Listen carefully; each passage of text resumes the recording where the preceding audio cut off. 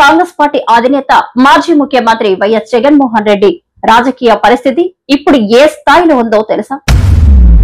చాలా మంది చెబుతున్నట్లు ఇది బహుశా చీకటి రోజులు అని చెప్పుకోవచ్చు. కానీ ఈ చీకటి రోజులు ఎప్పటి వరకు కొనసాగుతాయి? డేంజర్ సిగ్నల్స్ ఎప్పుడు మొదలయ్యాయి?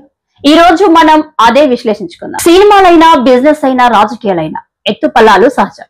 కానీ రాజకీయాల్లో ఒక్కసారి ప్రజా నమ్మకం కోల్పోతే మళ్ళీ ఆ నమ్మకాన్ని తెచ్చుకోవడం చాలా కష్టం. జగన్మోహన్ రెడ్డి పరిస్థితి ఇప్పుడు అలాంటిదే. 2023లోనే డేంజర్ సిగ్నల్స్ మొదలయ్యాయి. 2023 మార్చిలో జరిగిన గ్రాడ్యుయేట్స్ టీచర్స్ ఎమ్మెల్సీ ఎన్నికల్లో వైసీపీ రాయలసీమ, ఉత్తరాంధ్రలో కీలక స్థానాలు కోల్పోయింది. అది ఒక స్పష్టమైన సంకేతం. అయినా జగన్ దానిని పట్టించుకోలేదు.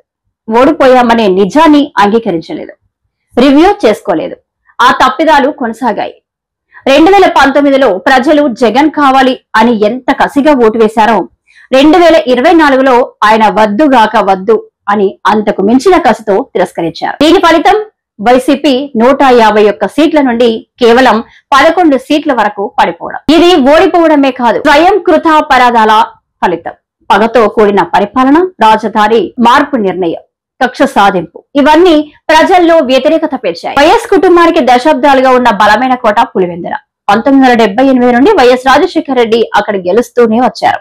ఆయన తర్వాత కూడా వైఎస్ కుటుంబంపై అక్కడ అపారమైన అభిమానం ఉండేది. కానీ 2024 తర్వాత జరిగిన జెడ్పీటీసీ ఎన్నికల్లో పులివెందులలోనే వైసీపీ ఘోర పరాజయం పాలైంది. ఇది సాధారణ ఓటమి కాదు, నిజానికి అది ఒక డేంజర్ సిగ్నల్. కంచుకోటే కూలిపోతే రాష్ట్ర వ్యాప్తంగా పరిస్థితి ఎలా ఉంటుందో అర్థం చేసుకోవచ్చు. 2023 ఎమ్మెల్సీ ఓటమి, మా ఓట్లు వేరే ఉన్నాయి అన్నారు.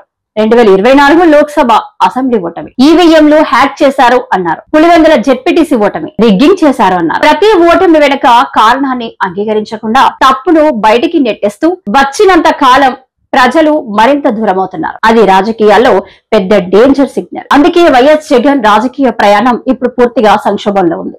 ఓటమిని అంగీకరించడం, స్వీయ సమీక్ష చేయడం, కొత్త యాక్షన్ ప్లాన్ తయారు చేయడం, ఇవి చేయకపోతే చీకటి రోజులు ఇంకా కొనసాగుతూనే ఉంటాయి. మరి జగన్ ఈ డేంజర్ సిగ్నల్స్ ని సీరియస్ గా తీసుకుంటారా, లేక మళ్ళీ ప్రజలు మరింత గట్టిగా తిరస్కరిస్తారా? దీనిపై మీ అభిప్రాయం ఏంటి? కామెంట్స్ లో రాయండి. డిఏఆర్ ఫోకస్ ఛానల్ వీడియోని లైక్ చేయండి, షేర్ చేయండి, సబ్స్క్రైబ్ చేయండి, మర్చిపోకండి.